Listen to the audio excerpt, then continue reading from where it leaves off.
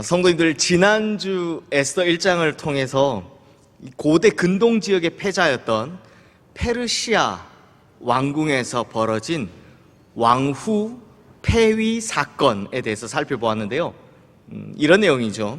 전쟁을 앞두고 장수들과 귀족들의 마음을 사로잡기 위해 180일 동안이나 연 잔치, 또 7일간 일반 백성들의 마음을 달래고자 열어준 엄청난 규모의 술잔치, 그리고 같은 시기에 열렸던 부인들만을 위한 왕후의 잔치, 진짜 잔치 열렸네 였습니다. 그런데 마지막 날 만취해서 분별력을 잃어버린 왕이 큰 실수를 하죠. 기생들이나 노예들을 부르는 자리에 감히 왕후를 불러오라 하는 겁니다. 결국 왕후는 대차게 왕의 명령을 거절했고, 그 사건 덕에 안 그래도 왕후의 세력과 이 내시들 세력 간의 권력 다툼이 심했는데, 마침 이 왕의 분노를 등에 업은 어전 내시들로 인해 왕후 와스티는 전격적으로 폐위당하게 됩니다.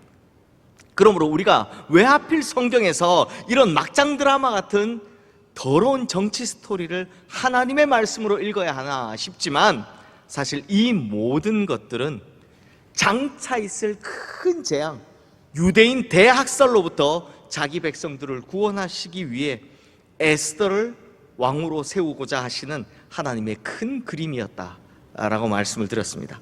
그러므로 성도님들, 이제 하나님께서 그리시는 큰 그림의 기초공사는 끝났고요, 드디어 본 그림의 윤곽이 드러나기 시작하는데요. 그래서 오늘 본문 위에 있는 1절 말씀을 보시면, 그 후에 아하수에로 왕의 노가 그침에 와스티와 그가 행한 일과 그에 대하여 내린 조서를 생각하거늘 이라고 합니다. 여기서 이제 그 후에라는 말은 왕후 와스티를 폐위한 뒤로 4년 뒤를 이야기하는 겁니다. 4년 뒤. 그런데 이 4년 동안요, 페르시아에는 정말 많은 일들이 있었습니다. 지난번 말씀드렸다시피 그 어마어마한 잔치들을 왜 열었다고 했습니까? 바로 그리스와의 전쟁 준비 때문이었죠. 이전 아버지였던 다리우스 1세가 대군을 몰고 그리스를 침공했건만 마라톤 전투에서 무참히 패배하고 온 후 화병을 얻어서 막 끙끙 앓다 돌아가신 아버지의 모습을 똑똑히 지켜본 아들, 이 아하수에로 왕이요, 항상 이 복수를 다짐하고 있었던 겁니다. 그리고 와스티를 폐위시킨 직후인 BC 480년 드디어 1200척의 함선을 이끌고 이번에는 바다를 통해서 그리스를 침공하게 됩니다. 실로 어마어마한 대군을 동원했기 때문에요, 그 누구도 페르시아의 일방적인 승리를 의심하지 않았습니다. 그런데 뜻밖의 저항에 부딪히게 되는데요. 우리 성도님들 혹시 300이라는 영화 보셨습니까? 좀 잔인한데, 그 영화 보신 분은 아시겠지만, 그 영화 보면 This is Sparta 뭐 이런 거 나오잖아요. 안 보셨군요. 안 오시는 건가? 뭐 이런 거 나오면 This is Sparta 뭐 나옵니다. 그 고작 300명, 300이란 영화 제목이 300명이거든요. 300명밖에 안 되는 스파르타의 왕 레오디나스 왕과 그 300명의 병사들이 그 좁은 테르모필레 협곡에서 7일 동안이나 그 페르시아의 대군을 막아낸 겁니다. 그러니까 그 영화에 나오는 그 키 엄청 크면서 무슨 소뚜레 같은 고리를 막 끼고 있는 그 왕, 나는 관대하다, 그 명대사 날린 크세르크세스 왕이 바로 성경에서 이 아하수에로 왕이라는 겁니다.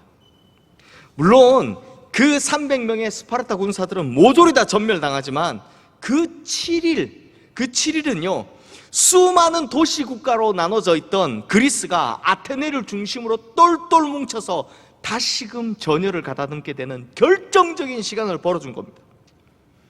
그리고 펼쳐진 살라미스 해전에서, 요건 또 302로 나왔더라고요. 살라미스 해전에서 아테네를 중심으로 한 그리스 연합군에게 이 페르시아의 대함대가 그야말로 참패를 당하게 됩니다.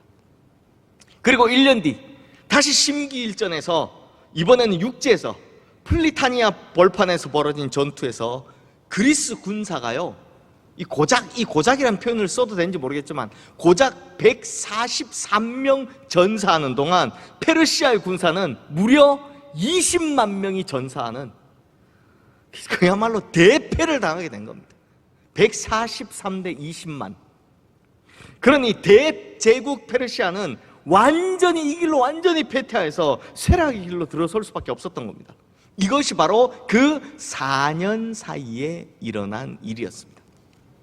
그러니 굉장히 침통한 마음으로 큰 박탈감 속에서 지내던 아수에로 왕, 너무나 적적한 겁니다. 정말 적적하다. 주변에 사람 자꾸 떠나니까요. 그러다 보니 누가 자꾸 생각나겠습니까?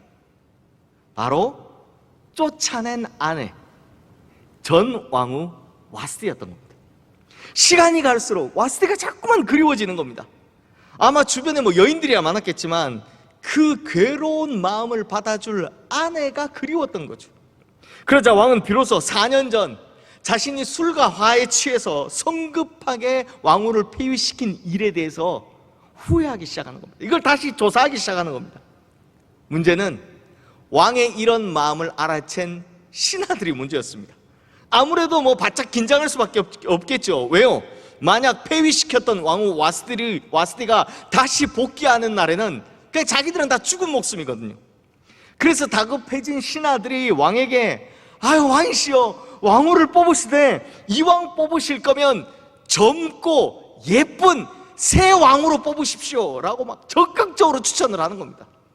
그래서 이게 원래대로라면요, 왕후를 뽑는 것에도 조선시대처럼 신분 따지고 집안 따지고 다 해야 됐는데, 지금 신하들 입장에서는 어떻게든 와스티를 잊게 할 만큼 왕의 마음에 쏙 드는 그 젊고 예쁜 사람 뽑아야 하니까, 그리고 무조건 와스티와는 정치적으로 관련 없는 사람을 뽑아야 하니까 전국 각 지방에서 그냥 아리따운 처녀란 처녀는 다 끌어모아서 일종의 콘테스트 방식으로 픽미업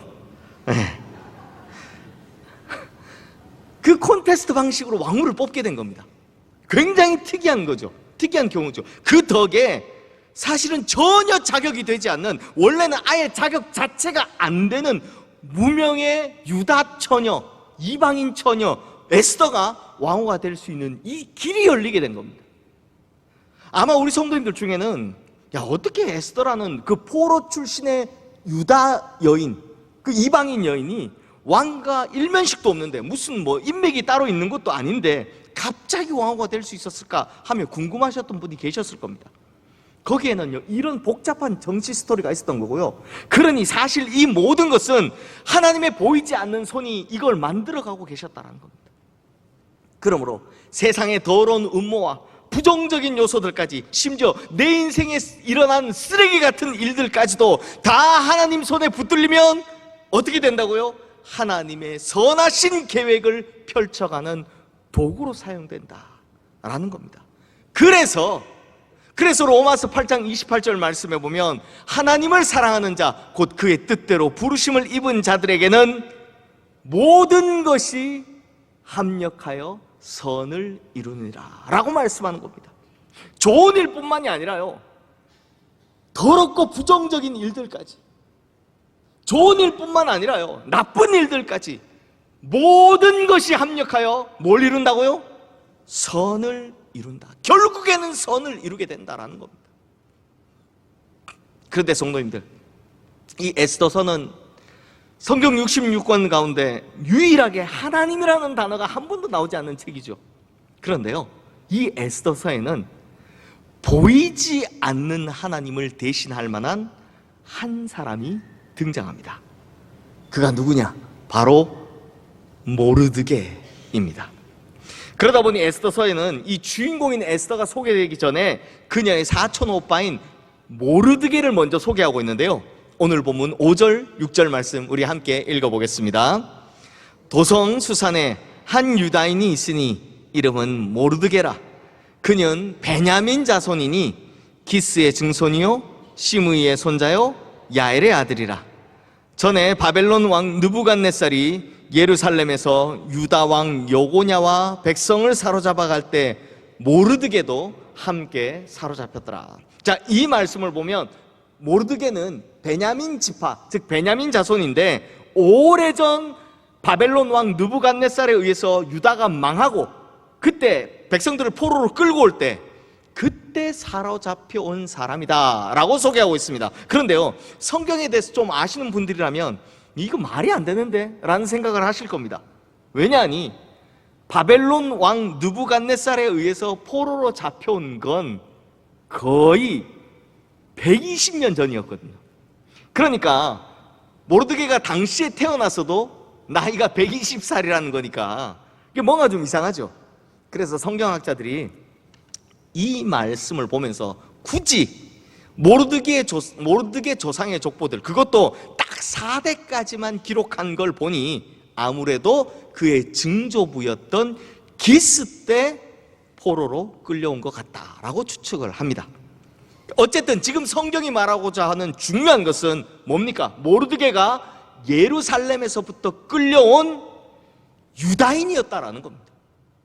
그렇다면 성도님들, 우리는 보통 누구 소개할 때 어떻게 합니까? 그 사람 학벌이 좋으면 와, 이 사람은 학벌 좋다. 혹은 뭐 어떤 대단한 일을 하고 있으면 그 사람 그 일을 하고 있다. 혹은 뭐 집안이 좋으면 막 그 사람 누구네 집 자손이다. 뭐 이런 식으로 접근을 하잖아요. 근데 성경은 모르드게에 대해 소개할 때 왜 굳이 그가 유다인이었다 이것만 딱 이야기하고 있는 걸까요? 이유는 간단합니다. 모르드게가 하나님을 확실하게 믿는 사람이었다. 또 하나님의 백성인 유다인이라는 것에 대한 자긍심이 대단한 사람이었다라는 걸 요거 딱 알려주기 위함이다라는 겁니다. 왜요? 그것이 결국 에스더에게로 고스란히 넘어가기 때문입니다. 고스란히 영향을 미치기 때문입니다. 우리 7절 말씀 함께 읽겠습니다. 그의 삼촌의 딸 하닷사 곧 에스더는 부모가 없었으나 용모가 곱고 아리따운 처녀라. 그의 부모가 죽은 후에 모르드게가 자기 딸같이 양육하더라. 자, 에스더의 부모도 모르드게처럼 포로로 끌려온 유다인의 후손이었는데 그 무슨 이유에서인지 에스더가 어렸을 때 일찍이 세상을 떠나버린 겁니다. 그 덕에 에스더는 그 어린 나이에 타국 땅에서 고아가 돼버린 거죠. 이때 그 가엾은 에스더에게 구원의 손길을 뻗친 것이 바로 사촌 오빠였던 모르드게였다라는 겁니다. 모르드게는요, 이 에스더를 양녀로 입양해서 정성껏 키웠는데요, 7절과 15절에 2번씩이나 모르드게가 에스더를 자기 딸같이 양육했다라는 말이 나오는 걸 보면 정말 사랑으로 진심으로 양육했다라는 겁니다. 그러니까 모르드게가 에스더를 뭐 무슨 콩진의 괴모처럼 밥도 제대로 안 주면서 집안일이나 시키고 막 뭐 대충 키운 게 아니라 정말 뭐처럼 키웠다? 자기 친딸처럼 키웠다라는 겁니다. 중요한 건 그러다 보니 뭐가 전달된다고요? 모르드게의 확고한 신앙이, 또 자신들은 하나님께 택함받은 백성이라는 그 민족의 자긍심이 고스란히 에스더에게 전달되었다는 겁니다. 그러므로 성도님들, 여기서 우리는 2가지의 메시지를 발견할 수 있습니다. 첫 번째는 믿는 자에게 불행은 절대로 불행 그 자체로 끝나지 않는다는 겁니다. 믿는 자에게 불행은 절대 불행 그 자체로 끝나지 않는다. 보십시오. 이역만리 타국에서 일찍이 부모를 잃고 고아가 되었는데 그때 이 어린 에스더 얼마나 절망적이었고 얼마나 힘들었겠습니까? 한번 생각해 보십시오. 아마 하늘이 무너지는 것 같았을 겁니다. 그러나 하나님께서는 모르드게라는 훌륭한 믿음의 사람을 준비하셔서 그로 하여금 훌륭한 아버지가 되게 해주셨다는 거죠. 즉 어린 시절 부모님을 여의었을 때는 나에게 왜 이런 불행이 닥쳐올까라는 원망스러운 마음이 들었겠지만 하나님께서는 그 불행을 단지 불행으로만 끝나게 하지 않으셨습니다. 하나님께서는 오히려 그 불행한 일을 통하여서 위대한 일을 이뤄내신 거죠. 불행한 일을 위대한 일로 바꾸신 겁니다. 그러니 성도님들, 내 인생에 일어나는 불행한 일에 혹은 나에게 주어지는 힘든 환경에 절대 매몰되지 마십시오. 그게 끝이 아닙니다. 하나님 손에 잡힌 우리에게 그런 것들은 전부 다 디딤돌일 뿐이지 절대 우리를 눌러대는 누름돌이 될 수 없기 때문입니다. 제가 비슷한 예를 한번 들어볼게요. 성도님들, 다윗을 한번 생각해 보십시오. 제가 한번 생각을 해봤는데요, 다윗 있잖아요. 성도님들, 다윗 일생 중에 다윗이 제일 고마웠을 사람이 누굴까요? 다윗이 제일 고마워했을 것 같은 사람, 뭐 당연히 사무엘도 있었을 거고, 또 평생 그를 정말 충직하게 따라다닌 300명의 용사도 있었을 겁니다. 그런데요, 제 생각에는 누굴 것 같습니까? 제 생각을 읽어보세요. 제 생각에는 다윗이 제일 고마워했던 사람, 바로 골리앗입니다. 골리앗. 아니, 사실 그 누구보다 골리앗에게 고맙지 않겠습니까? 이게 무슨 말이냐? 성도님들, 골리앗 없는 다윗 상상이나 할 수 있겠습니까? 골리앗이 없었으면요, 다윗은 뭐 시작도 못 해봤을 겁니다. 적이라도 하필 제일 큰 적을 만났는데 그 적을 쓰러뜨리는 바람에 골리앗 덕분에 다윗이 빛을 볼 수 있었으니까요. 그러니 내 인생을 가로막고 선 골리앗 같은 불행들, 또 내 인생의 앞길에 떡하니 버티고 선 골리앗 같은 불행들, 이것들은 오히려 나를 날아오르게 만드는 원동력일 뿐이다, 디딤돌일 뿐이다 라는 겁니다. 하나님께서는요, 그 불행을 절대로 그 불행 그대로 놔두시지 않기 때문입니다. 하나님께서는 내 인생에 일어나는 나쁜 일을 가지고도요, 좋은 일을 만드시고, 부정적인 것을 가지고도 긍정적인 것으로 바꾸시고, 불행한 일을 가지고도 위대한 일을 이루시는 그런 분이시기 때문입니다. 그런데 성도님들, 오늘 말씀을 통해 우리가 보게 될 하나님의 특별한 메시지가 하나 더 있습니다. 자, 이거 뒤에 또 나오니까 잘 듣고 잘 기억해 주십시오. 성도님들, 모르드게는요, 먼저는 고아가 된 에스더에게 선한 아버지가 되어줍니다. 그리고 에스더를 신앙으로 양육해 줍니다. 또 차후에 보게 되겠지만 모르드게의 도움으로 인해서 결국 에스더가 왕후에 오르게 되고, 또 모르드게로 인해서 에스더가 자기 백성을 구원하는 사명, 그걸 끝까지 하게 됩니다. 즉 에스더가 끝까지 올바른 길로 갈 수 있도록, 끝까지 그 맡은 사명을 제대로 해낼 수 있도록 옆에서 계속해서 인도하고 도와준 사람이 바로 모르드게더라라는 겁니다. 자, 그렇다면 성도님들, 이런 모르드게를 통해서 성경은 우리에게 무엇을 보여주고 있는 걸까요? 에스더서는 하나님이 나오지 않잖아요. 바로 모르드게는 에스더에게 있어서 보이지 않는 하나님을 대신하는 사람이었다는 겁니다. 성도님들, 이게 참 중요한 건요, 우리에게도 이런 사람이 사실 필요하거든요.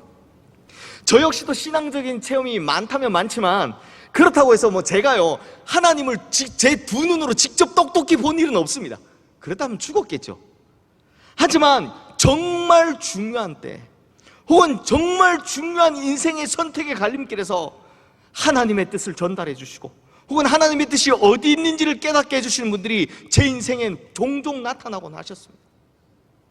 그분들은요, 그저 뭐 특별한 거 없이 저를 사랑하는 마음으로 자신의 생각을 저에게 말씀해 주셨던 것 뿐인데, 그것이 저에게는 막 큰 깨달음이 될 때도 있고요, 큰 은혜가 되기도 하고요, 심지어 막 오랫동안 기도한 것에 대해서 응답이 없어서 답답해하고 있는데 그때 응답이 되기도 하고요, 심지어는 막 새로운 갈 길이 열려지는 그런 때도 있었습니다. 우리 교회 올 때도 그랬고요, 제가. 그러니 에스더에게 모르드게가 딱 그런 사람이었다는 겁니다. 바로 에스더에게 이런 역할을 해준 사람이었다는 거죠. 근데 성도님들, 생각해 보면요, 실제로 모르드게는요 여러 가지 면에서 주님을 닮았습니다. 제가 잘 듣고 기억해 달라고 조금 전에 말씀드렸던 거 있죠. 잘 보십시오.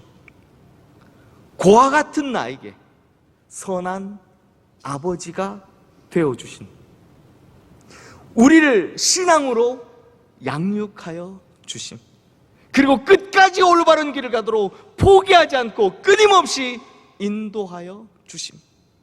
그러므로 성도님들, 주님은 우리 눈에만 보이지 않을 뿐 사람을 보내시든 어떤 방법을 쓰시든 간에 끊임없이 나를 올바른 길로 갈 수 있도록 인도해 주시는 분이시고, 내가 넘어지면 다시 일어날 수 있도록 새 힘을 주시는 분이시다라는 겁니다. 즉 끝까지 어떻게든 그것을 사람을 통해서든 나와 항상 함께 하시는 분이시다라는 겁니다. 비록 내 눈에만 보이지 않지. 그런 성도님들, 단지 하나님이 보이지 않는다고 해서 혼자라고 생각하지 마십시오. 외롭다라고 생각하지 마십시오. 버림받았다라고 생각하지 마십시오. 오늘 이 말씀을 듣고 계신 모든 성도님들은 이미 하나님께서 함께하고 계신 겁니다. 오늘 이 말씀을 듣고 있는 모든 성도님들은 이미 하나님 손에 붙들려 인도함을 받고 계신 겁니다. 저를 통해 하나님 말씀하시니까요. 그러므로 보이지 않지만 항상 내 옆에 계심을 믿음으로 그 어떤 절망과 어려움 속에서도 모든 것을 합력하여 선을 이루시는 하나님의 선하심을, 또 결코 실패가 없으신 하나님의 완벽하신 계획하심을 끝까지 믿으시는 우리 성도님들 되시기를 주님의 이름으로 축원합니다. 이제 말씀을 마무리하겠습니다. 이왕의 페르시아의 역사를 보고 있고 또 페르시아에 관한 성경 이야기를 보고 있으니까 이번에는 페르시아의 우화를 한번 해볼까라고 하는데요. 성도님들, 페르시아의 우화에 이런 이야기가 있다고 합니다. 어떤 여행객이 길을 가다가 점토 덩어리, 점토가 뭡니까? 흙 한 덩어리를 발견했다고 합니다. 그런데 고작 흙 한 덩어리인 이 점토에서 너무나도 좋은 향기가 나는 겁니다. 그래서 이를 의아하게 여긴 한 여행객이 그 흙덩어리에게 물어봅니다. 야, 너는 고작 흙일 뿐인데 어째서 너에게는 이렇게 고상하고도 아름다운 향기가 나는 것이야? 그러자 흙덩이가 이렇게 대답했다고 합니다. 그건요, 제가 항상 장미꽃과 함께 있었기 때문입니다. 그렇습니다, 성도님들. 내가 누구와 함께 있느냐, 내가 누구와 항상 함께 있느냐에 따라 우리의 삶의 향기가 달라지고 우리의 삶의 모습이 달라지는 겁니다. 그러니 인생에서 이 모르드게 같은 좋은 스승 혹은 좋은 배우자, 좋은 친구를 만나는 것 참으로 중요하죠. 허나 한 단계 더 나아가서 우리가 반드시 함께 해야 되고 반드시 똑같이 닮아야 하는 분이 따로 있습니다. 그분이 누구겠습니까? 바로 예수 그리스도이십니다. 그러므로 예수 그리스도와 항상 함께함으로 나에게는 예수의 향기가 되어야 하는 거고 내 얼굴은 예수의 얼굴을 닮아가야 하는 겁니다. 그러므로 성도님들, 에스더에게 모르드게가 있었던 것처럼 우리에게도요, 보이지 않는 하나님을 대신할 그 누군가를 찾는 것, 이거 참 중요한 겁니다. 하지만 반대로 모르드게가 에스더에게 한 것처럼 우리도 다른 누군가에게 보이지 않는 주님을 닮은 그 누군가가 되어주는 것, 보이지 않는 하나님을 대신 보여주는 것, 이건 어떻습니까? 어린 에스더와 같이 정말 시련에 힘들어하고 절망에 빠져 허덕이고 있는 그 누군가에게 내가 모르드게 같이 전적인 사랑으로 다가가서 주님의 마음을 전하고 주님의 얼굴을 보여줄 수 있다면 그 얼마나 위대한 일입니까? 그 얼마나 하나님께서 기뻐하시는 일이겠습니까? 그러면 하나님께서 모르드게를 통해서 하나님의 역사를 이뤄가신 것처럼 하나님께서는 우리를 통해서도 하나님의 놀라운 역사를 이뤄가실 줄로 믿습니다. 그러니 우리가 이 세상에 모르드게처럼 보이지 않는 하나님의 얼굴이 되어주자고요. 그러므로 성도님들, 보이지 않는 주님을 이 세상 많은 사람들에게 보여줄 수 있는 예수님 닮은 사람, 예수님 닮은 그리스도인들이 되셔서 선하고도 위대한 하나님의 역사를 이뤄가시는 우리 성도님들 되시기를 주님의 이름으로 축원합니다. 기도하겠습니다.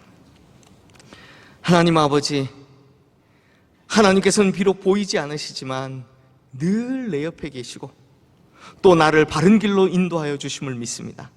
그러기 위해 내 옆에 항상 함께 하시고 또 내 주변에 하나님의 뜻을 전해줄 좋은 사람들도 붙여주심을 믿습니다. 그래야 내 인생에 일어난 수많은 불행들이 그저 불행으로 끝나는 것이 아니라 하나님의 놀랍고도 아름다운 역사로 바뀌는, 합력하여 선을 이루는 놀라운 그런 역사가 일어나게 하여 주시옵소서. 하지만 주님, 언제나 받기만을 바라기보단 이제는 우리도 하나님께 받은 은혜를 갚을 줄 아는 성숙한 성도가 되게 하여 주시옵소서. 그래요, 혹시라도 우리 가까이에 절망에 빠지니 좌절한 이가 있다면 그에게 예수 그리스도의 얼굴로 다가가 주님의 음성을 들려줄 수 있는, 예수님 꼭 닮은 성도, 하나님의 역할을 대신할 줄 아는 성도가 되게 하여 주시옵소서. 그래야 우리를 통해 하나님의 놀라운 역사들이 일어나게 하여 주시옵소서.